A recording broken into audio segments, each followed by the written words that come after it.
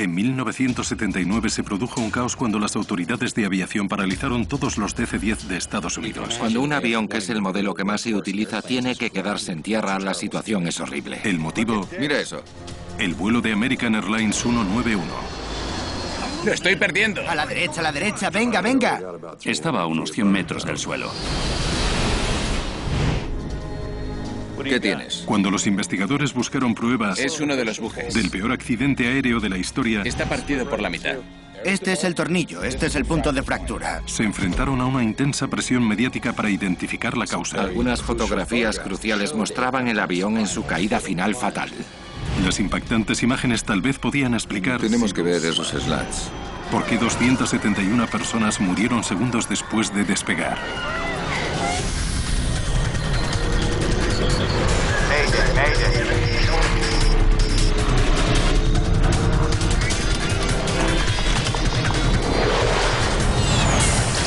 Mayday, catástrofes aéreas.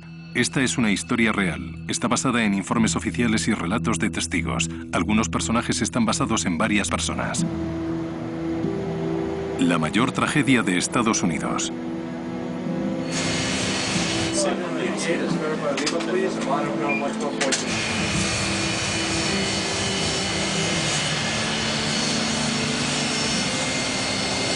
¿Alguna novedad sobre el tiempo? Viento de superficie a 20 grados y 22 nudos. El cielo está totalmente azul. Un viernes por la tarde, la veterana tripulación del vuelo 191 de American Airlines El timón está listo. realizaba los preparativos finales para despegar Spoilers listos. desde el aeropuerto O'Hare de Chicago. El capitán Walter Lux debería haber tenido el fin de semana libre, pero estaba sustituyendo a un amigo. La tripulación era muy experimentada. El capitán tenía unas 22.000 horas de vuelo, de las cuales 3.000 eran en DC-10. Así que era un piloto con mucha experiencia en ese avión. La distribución de los tres motores del DC-10 le convertía en uno de los aviones de pasajeros más reconocibles de la pista. Casi todas las grandes líneas aéreas lo utilizaban. El DC-10 era un avión muy popular.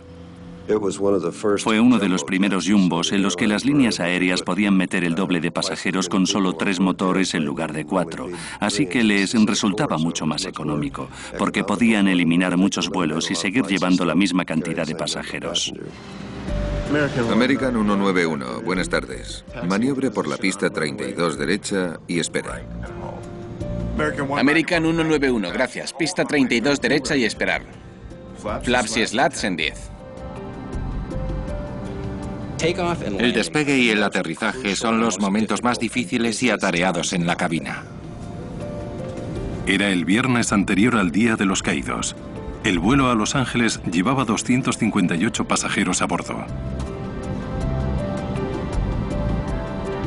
En ese vuelo, una cámara de vídeo en directo montada en la cabina permitía a los pasajeros observar el despegue desde la cabina.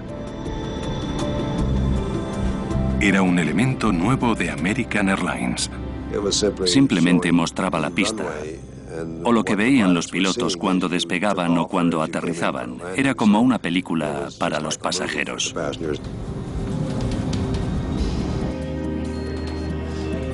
American 191, permiso para despegar.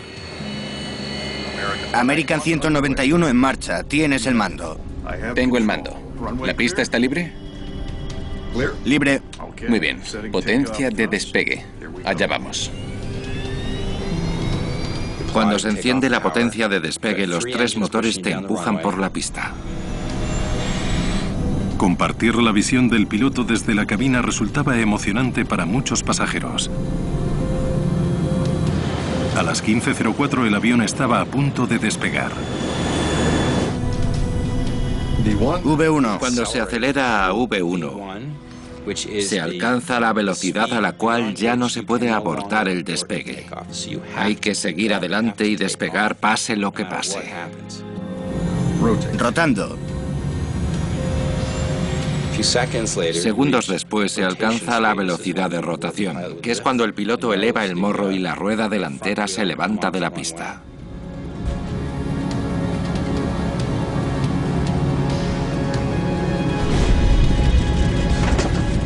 Maldita sea. Hay turbulencias. No demasiado bruscas. ¿Has visto eso?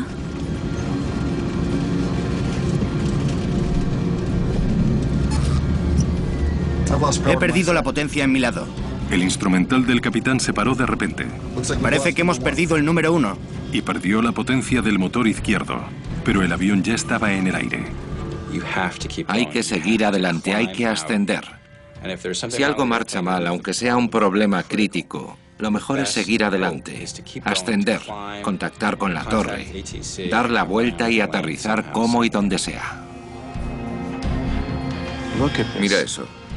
Mira eso. Equipo, necesito equipo. Ha reventado un motor. El DC-10 debería poder ascender con solo 2 motores. Los aviones con varios motores están diseñados para despegar sin un motor. Están diseñados para ascender a gran velocidad y alcanzar una altitud segura, aunque les falte un motor. Los pilotos estaban entrenados para lidiar con ese tipo de emergencia. Primero tenían que alejarse del suelo lo más posible. La altitud es crítica. Los pilotos tienen un dicho. Las 3 cosas que necesitas son altura, velocidad y una idea. Colocaron el avión en un ascenso más empinado. La velocidad hacia adelante disminuyó. Si tienes espacio con el que jugar, si tienes altitud, puedes mirar alrededor, averiguar qué ha fallado e intentar tomar medidas correctoras. American 191. ¿Quiere volver y a qué pista? Nos estamos escorando. ¡A la derecha, a la derecha! El avión se escoró abruptamente a la izquierda. Estaba a solo unos 100 metros del suelo. Emplearon a tope el alerón derecho porque el ala izquierda estaba bajando. Y al aplicar a tope el alerón derecho, lo que se hace es intentar elevar el ala opuesta que se ha bajado. Se puede intentar enderezarlo con los alerones del otro lado. Y si eso falla es que el problema es realmente grave. No puedo aguantarlo. American 191, ¿me recibe? No me contesta. Perder la potencia de un motor no debería causar que el avión se escorase. Los pasajeros tenían una imagen aterradora del suelo. ¿Qué está pasando? Los pilotos no podían obtener la altitud que necesitaban y el avión se escoraba cada vez más a la izquierda. Lo estoy perdiendo. A la derecha, vamos, vamos. 100 metros, estamos perdiendo altitud. La cámara de la cabina ofrecía a los pasajeros la visión de su destino. Pero no eran los únicos cuyas vidas corrían peligro. En un aparcamiento para caravanas al norte del aeropuerto vivían miles de personas. ¡Dios! Y el avión se dirigía directo a él.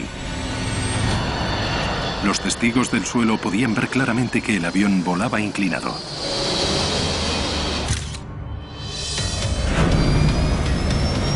Todavía nos estamos escorando. Nivélate, nivélate. Agárrate, agárrate, agárrate. Agárrate, agárrate. La situación debió ser espeluznante. Sabían que iban a morir.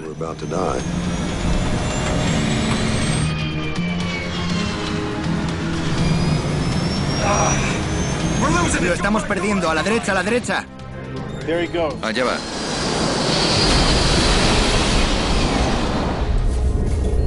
El DC-10 se estrelló contra un hangar al final del aeropuerto. El depósito lleno de combustible prendió en llamas en el acto. Un DC-10 con 271 personas a bordo se ha estrellado al noroeste en la pista 32 derecha. Solo se elevó a unos 100 metros del suelo y recorrió unos 1.500 metros más allá del final de la pista hasta estrellarse en un campo.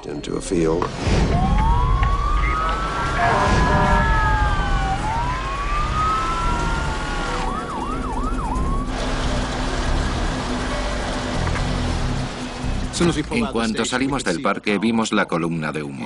Cuanto más nos acercábamos, más grande era. Nos dimos cuenta de la escala del accidente. Menos de un minuto después de despegar, no quedaba nada del vuelo 191. Todo estaba en llamas.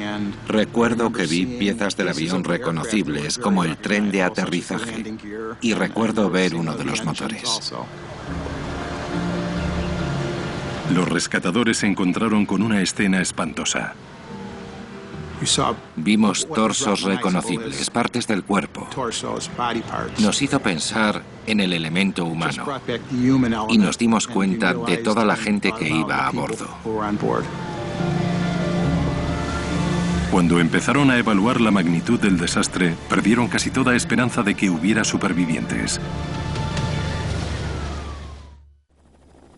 El vuelo 191 de American Airlines se estrelló justo al lado de un aparcamiento de caravanas junto al aeropuerto O'Hare de Chicago. El DC-10 arrasó un hangar que había más allá de la pista. Había olores muy característicos. Uno de ellos era a combustible. Era el olor que dominaba. Y recuerdo que reinaba un silencio inquietante. Una vez dominado el fuego, comenzó la búsqueda de supervivientes. Al recorrer el lugar, enseguida se hizo patente que no había supervivientes. Fue muy frustrante darse cuenta de que, por muy bien entrenados que estuviésemos, no había nadie a quien ayudar. Las 271 personas que iban a bordo estaban muertas. 2 empleados del hangar también fallecieron. Fue el peor desastre aéreo de la historia de Estados Unidos.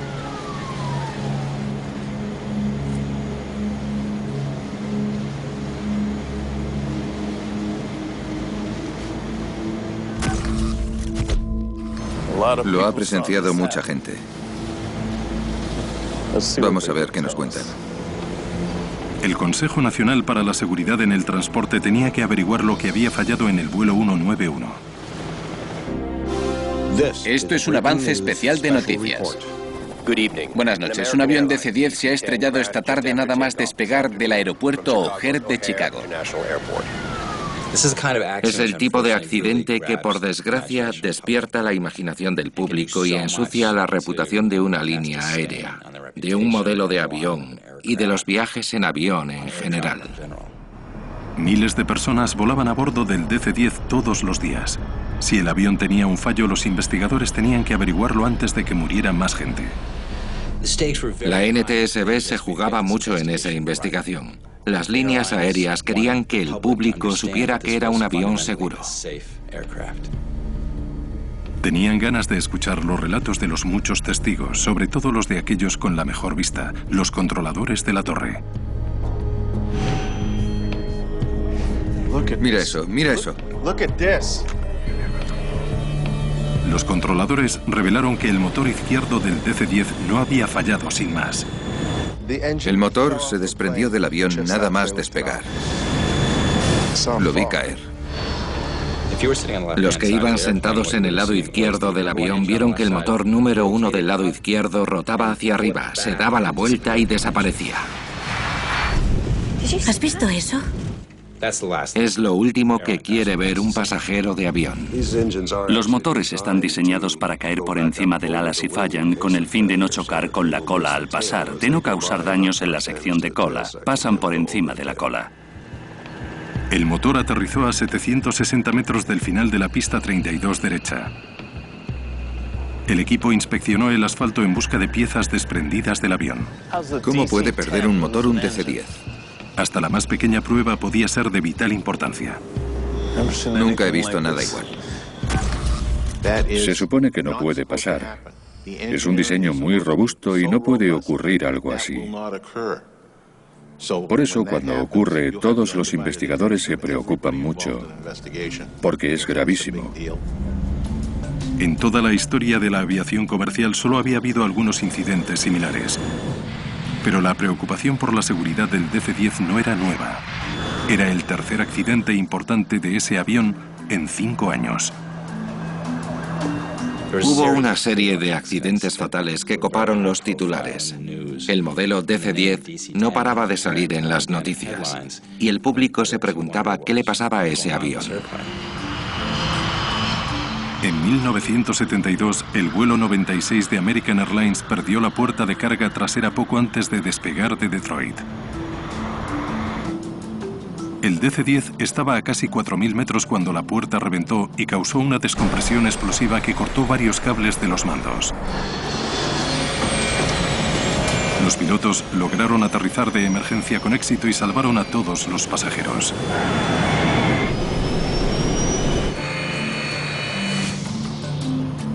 Dos años después, las 346 personas que iban a bordo del vuelo 981 de Turkish Airlines no tuvieron tanta suerte.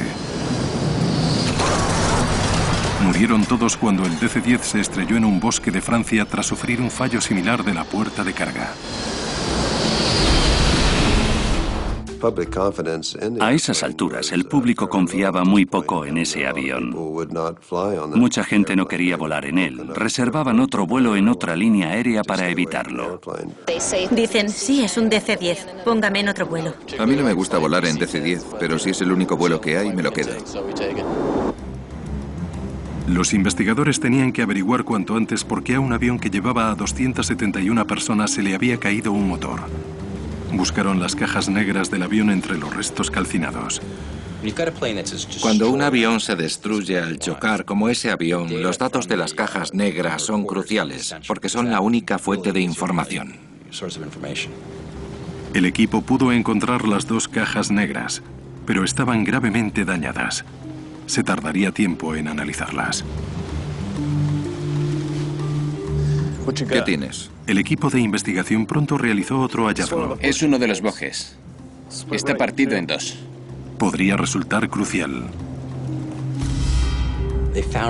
Encontraron un tornillo que se había roto. Y la pregunta que se planteó fue si se había roto antes del accidente y lo había causado, o si se había roto como resultado del accidente. Los motores derecho e izquierdo del DC-10 estaban montados en las alas mediante una estructura de anclaje. El tornillo hallado en la pista era uno de los pocos que lo sostenía en su sitio.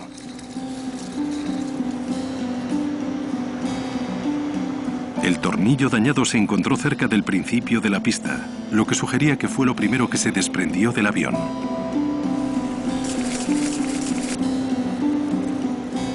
¿Qué opinas? El equipo creyó que había encontrado al culpable. Esto lo explicaría. El NTSB estaba sometido a una enorme presión para que explicase cómo se podía caer un motor de un avión de pasajeros tan popular.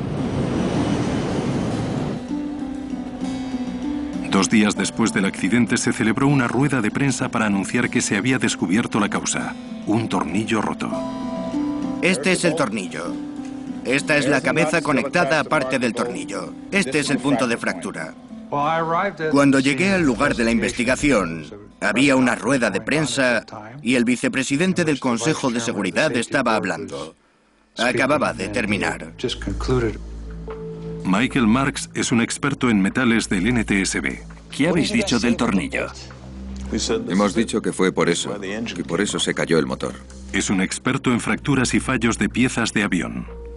Me dijeron que habían declarado que el tornillo hallado en la pista estaba involucrado en el desprendimiento del motor. Dime que tenemos más pruebas. Cuando lo miré bien, me fijé en que el tornillo no tenía nada de extraordinario. Solo pude constatar que no tenía grietas preexistentes, ni nada que indicase que la estructura estaba debilitada. Se rompió cuando cayó sobre la pista, no antes. Entonces no es exactamente la pistola humeante. Necesitamos más información. Tuvieron que anunciar que habían averiguado la causa del desprendimiento sin analizarlo bien. Habría sido mejor idea no decir nada. Tenían que ser más precavidos. Bueno, nos tenemos que olvidar de los medios y centrarnos en las pruebas. Resultó que no era la causa del accidente, pero nunca se sabe si algo va a ser importante o solo una falsa alarma. La confusión de la rueda de prensa incrementó la presión. Ya no había más margen de error. De momento el equipo solo podía estudiar los escombros en busca de pistas. Esperaban que quedasen suficientes restos del avión para averiguar lo que había sucedido. Espera, déjame ver eso. Vale. Muy bien. Todo lo del lugar del accidente va aquí. Y todo lo de la pista, del motor o de las alas a este lado. Mi prioridad era estudiar las piezas por donde se produjo la separación del motor, por donde se rompió.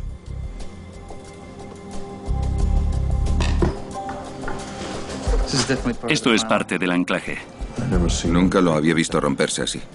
Los anclajes iban montados bajo el ala y eran lo bastante resistentes para sujetar un motor de 5.300 kilos.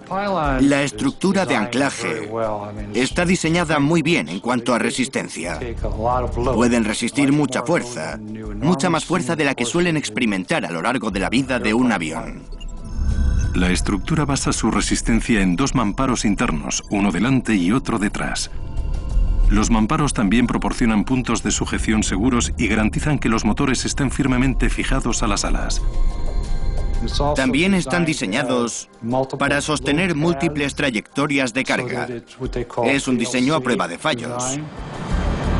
Parecía increíble que esa estructura, una de las piezas más resistentes del avión, se hubiera roto. A lo mejor el diseño a prueba de fallos tenía un defecto. Podría ser cuestión de tiempo que otra estructura de anclaje se rompiera en pleno vuelo. ¿Tienes alguna idea de cómo ocurrió? Necesito ver el resto de la estructura. Mientras unos investigadores registraron los escombros en el aeropuerto en busca del resto de la pieza, otros lograron escuchar la grabadora de voz de cabina. Debería indicar si los pilotos eran conscientes de algún problema cuando despegó el avión. Vale, adelante.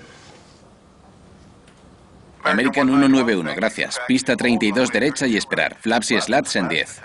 La maniobra y el despegue parecían totalmente rutinarios. American 191 en marcha. No había señal de que los pilotos tuvieran problemas. Muy bien, potencia de despegue lista. Allá vamos. De momento parece todo rutinario. V1 rotando. Maldita sea.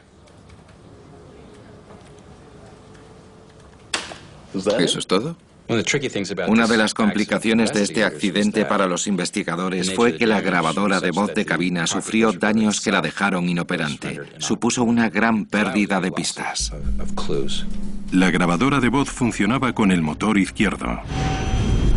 Maldita sea. Y cuando el motor se cayó, la grabación se detuvo. Vale, gracias. Lo último que oyeron fue "maldita sea". Allí acababa la grabación. Y eso no les indicaba nada de nada. Puede que nunca supieran lo que ocurrió en la cabina después de que se desprendiera el motor. La grabadora de datos de vuelo también era casi inútil. Como el avión volaba de un modo extremo, los datos no tenían sentido.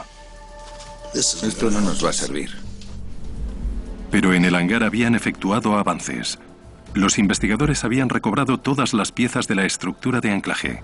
Michael Marks estaba un paso más cerca de averiguar por qué se había roto. Ya tenía una indicación de cuál era la zona que debía examinar. Tenía que inspeccionarla con más detalle y llevarla al laboratorio de Washington, D.C. Los investigadores también estudiaron el historial del avión en busca de algo relacionado con ese fallo catastrófico. John Golia fue experto de mantenimiento del NTSB durante 9 años. En cuanto se cae un motor, se revisan los informes de mantenimiento y se repasa el historial del avión.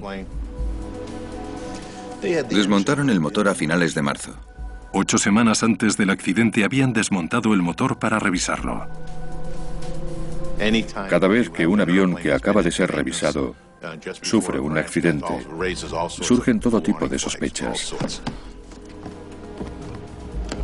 Tenemos que ir a Tulsa para ver lo que hicieron. Si la investigación está relacionada con el mantenimiento y no vas al hangar y sigues ese rastro, te pierdes algunos detalles. ¿Por qué se rompió el anclaje? No era la única pregunta que había que responder. Maldita sea. He perdido la potencia en mi lado. Parece que hemos perdido el número 1. 2 de los 3 motores del DC-10 seguían funcionando. El avión tenía suficiente potencia para ascender y regresar al aeropuerto. De hecho, se podría perder un segundo motor después de despegar y aún se tendría suficiente potencia para dar la vuelta. Pero de algún modo los experimentados pilotos no pudieron dominar el avión después de perder un motor. Con 273 personas muertas tras el desprendimiento del motor, las autoridades de aviación tomaron una decisión drástica. El 6 de junio de 1979, paralizaron en tierra todos los DC-10 de Estados Unidos. Un total de 138. Cuando un avión, que es el modelo que más se utiliza, tiene que quedarse en tierra, se interrumpen vuelos, se incomoda a los pasajeros, se generan titulares, la situación es horrible. Un avión cuesta $100 millones y no se puede tener parado mucho tiempo. Cuesta mucho dinero al día tener el avión en tierra. Se prohibió que todos los DC-10 extranjeros entrasen en el espacio aéreo de Estados Unidos. La presión sobre los investigadores se incrementó cuando los efectos de la peor tragedia aérea de Estados Unidos se extendieron por todo el globo.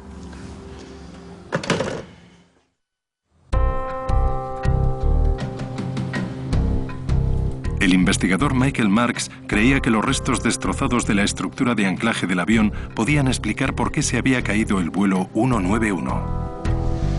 Mira, fíjate. Tuvo que pasar antes del accidente.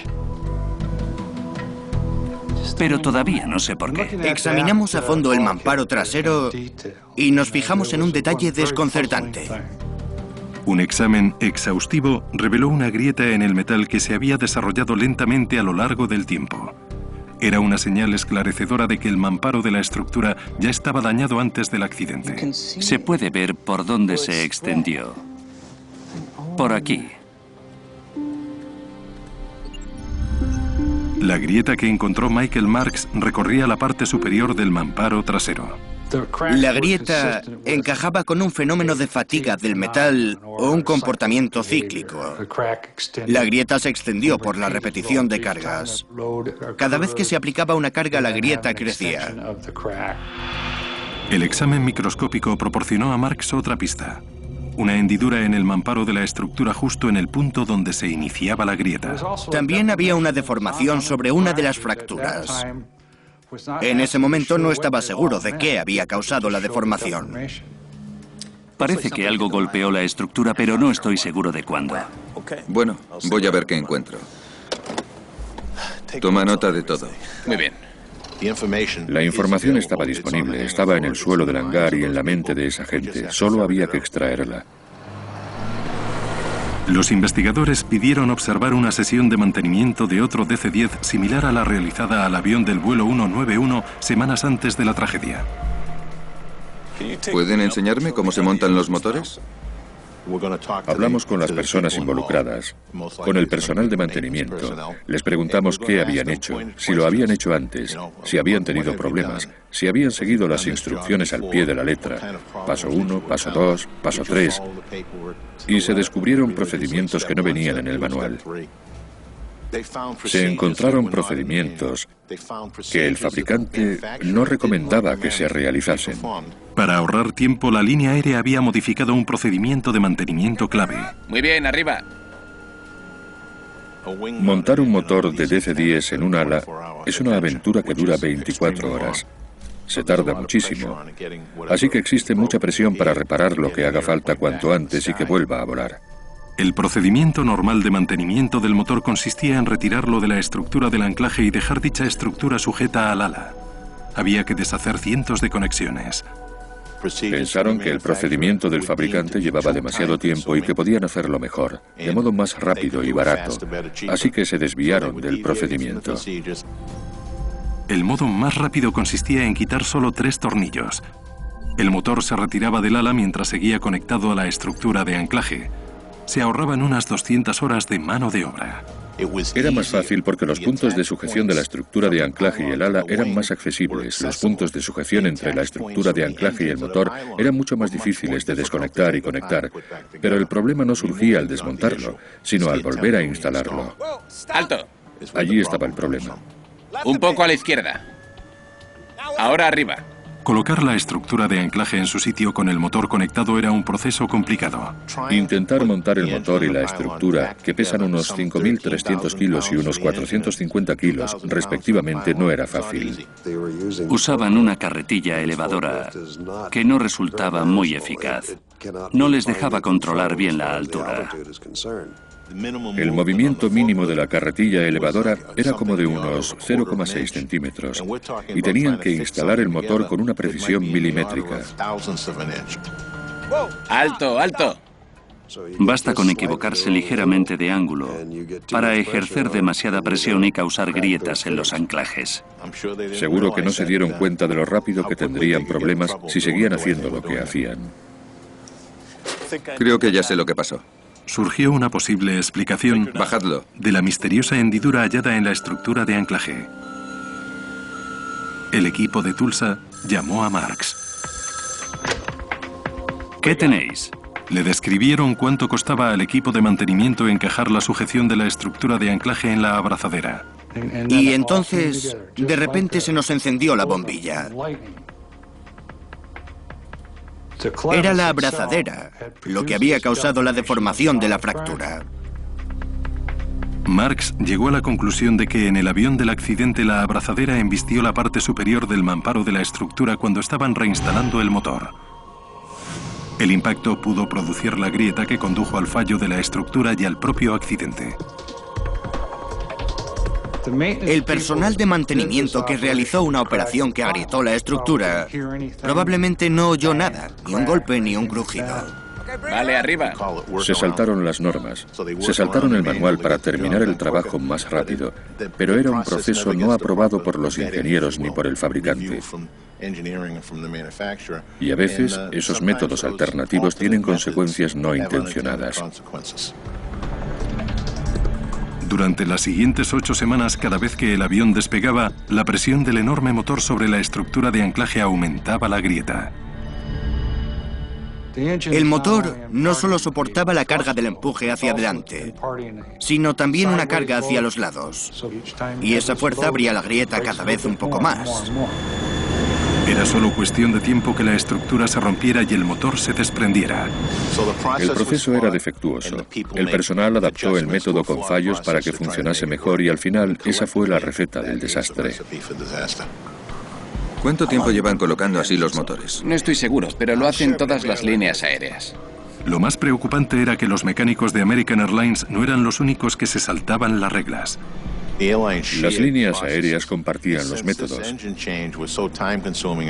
Y como la inspección del motor llevaba mucho tiempo y era costosa, todas buscaron una forma mejor de hacerlo, más barata y más rápida. Y cuando una descubrió un método más rápido, las demás enseguida le copiaban. Eso fue lo que pasó.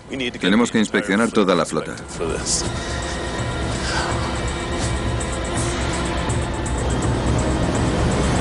Ya estaba claro por qué se había desprendido el motor, pero lo ocurrido después seguía siendo un misterio. El vuelo 191 podía haber aterrizado a salvo sin un motor.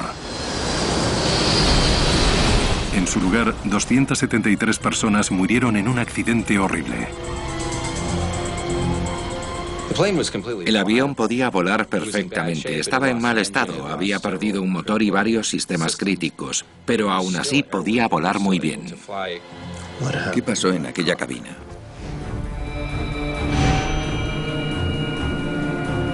El accidente del vuelo 191 tuvo un impacto devastador en toda la industria aérea. Fue un problema económico enorme para las líneas aéreas, porque su principal avión estaba paralizado y no podían volar. Y también tuvo un gran impacto sobre el público. ¿Has visto esto? ¿Por qué los pilotos no fueron capaces de salvar el avión tras perder un motor? Una fotografía casual sacada momentos antes del accidente podía proporcionar respuestas. Hubo una foto muy famosa que publicaron muchos periódicos del avión en posición semi-invertida, a punto de chocar contra el suelo. Todo el mundo la vio. Quiero que consigas todas las fotos que puedas y las amplíes. Quiero ver las alas. Muy bien.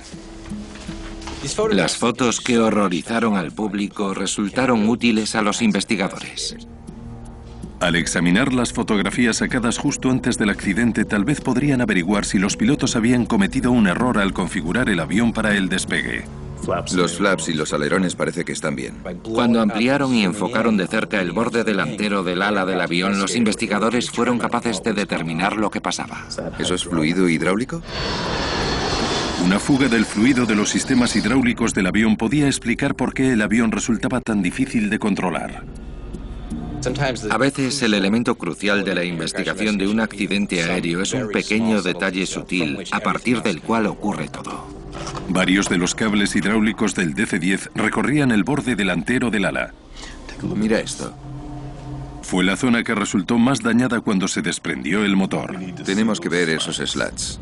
American 191, gracias. Pista 32 derecha y esperar. Flaps y slats en 10. Los slats del avión se desplegaron antes del despegue. Eran vitales para proporcionar el empuje hacia arriba necesario para elevarse. Los slats están en el borde delantero del ala y cuando se despliegan se mueven hacia adelante para que el aire tenga una distancia más larga que recorrer y por lo tanto se mueva más rápido y cree más empuje hacia arriba, un vacío por encima del ala. El posible fallo del sistema hidráulico de los slats podría explicar la pérdida de control del avión. Los investigadores descubrieron que aunque todos los slats del ala derecha estaban desplegados, algunos del ala izquierda no lo estaban. Era una configuración que normalmente resulta imposible. Había un ala que estaba volando y otra que no. Cuando un ala está volando y la otra no, la que no vuela se hunde y la que sí vuela sigue volando, lo que provoca que el avión se escore. Llegaron a la conclusión de que el motor había chocado contra el ala con fuerza suficiente para romper los cables hidráulicos. El fluido que mantenía desplegados los slats del ala izquierda se drenó enseguida. No puedo aguantarlo. Sin fluido, algunos slats del ala izquierda se replegaron y causaron que el ala perdiera empuje hacia arriba. El avión empezó a escorarse. La velocidad a la que el avión se calaría era de 124 nudos para ese tipo de avión, con ese peso y esa configuración. ¡Lo estoy perdiendo! El hecho de que los slats se replegasen elevó la velocidad de entrada en pérdida a 159 nudos desde 124, así que fue una gran diferencia. Sin slats, el avión tenía que volar mucho más rápido de lo normal para evitar calarse. Pero quedaba una pregunta final. ¿Por qué los pilotos no lograron enderezar el ala? Los investigadores reconstruyeron el despegue en un simulador de vuelo para averiguarlo. Muy bien, ¿preparados? Nosotros ya estamos listos. Vamos a probar.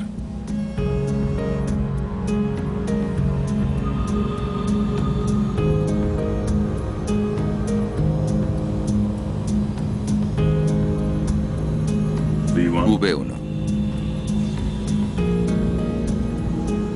La tripulación tenía casi 5.000 horas de vuelo en ese avión. No se podía pedir una tripulación más experimentada. Si alguien podía pilotar ese avión en esas condiciones, era esa tripulación.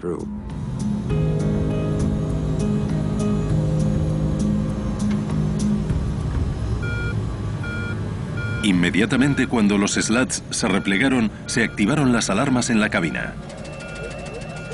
Hay un sistema de advertencia de la entrada en pérdida que avisa a los pilotos cuando el avión está a punto de calarse. La palanca tiembla. Cuando el avión se acerca a la velocidad de entrada en pérdida, la palanca empieza a temblar para avisarte. Y la palanca se puso a temblar como estaba previsto. Vibró para avisar a los pilotos de la situación. Cuando recibes ese tipo de aviso, bajas el morro y pones el motor a plena potencia para evitar que se cale. Si hubieran bajado el morro y aumentado la velocidad, no les habría pasado nada. Podrían haber recuperado el avión y haber aterrizado. Las pruebas con el simulador demostraron que una vez que los pilotos fueron alertados del problema, habría sido posible recuperar el avión. ¿Por qué no lo hicieron? Si los pilotos del vuelo 191 hubieran sabido que el avión se estaba calando, habrían podido salvarlo. Pero parecía posible que no se dieran cuenta.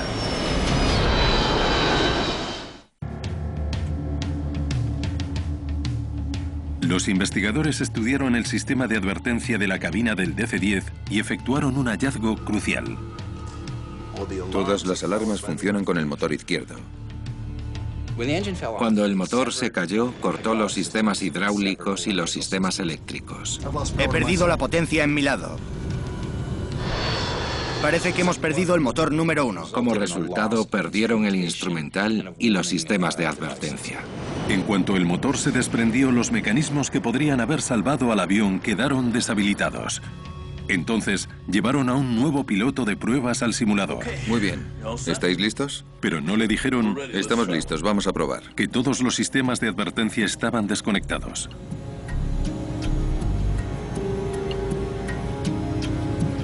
V1. Desde esa posición en la cabina no se podía ver el ala izquierda y no podían saber que el motor se había caído. Pensarían que solo se había parado. Parece que hemos perdido el número 1. Cuando los pilotos dicen perder un motor, se refieren a que el motor pierde potencia, pero en este caso perdieron el motor de verdad. Sin sistemas de advertencia, el piloto de prueba se encontró en la misma tesitura que la tripulación de American Airlines. No tenía ni idea de que el avión se había calado. Si el sistema de aviso de la palanca hubiese funcionado y se hubiera puesto a vibrar, es fácil imaginar que el piloto habría bajado el morro y habría evitado que el avión se calase. Nos estamos escorando. ¡A la derecha, a la derecha! Como no sabían que el avión se estaba calando, continuaron con el procedimiento para los fallos de motor durante el despegue. Fue lo que selló su destino. A los pilotos les enseñan que en el momento en que pierden un motor tienen que ganar altitud lo más rápido posible y alejarse del suelo. Así, si pierden un segundo motor tienen mucha más altitud con la que jugar. Les enseñan que tiren de la palanca y recuperan la velocidad mínima de vuelo segura para alejarse del suelo. Reduce velocidad a 153 nudos. Reduciendo velocidad a 153 nudos. Reducir la velocidad elevando el morro era justo lo contrario que tenían que hacer los pilotos cuando el avión se estaba calando. Causó que el avión se calase más y se escorase más. Seguir el procedimiento para el fallo de un motor provocó que lo que ocurrió a continuación fuera inevitable y condenó a todos los que viajaban a bordo.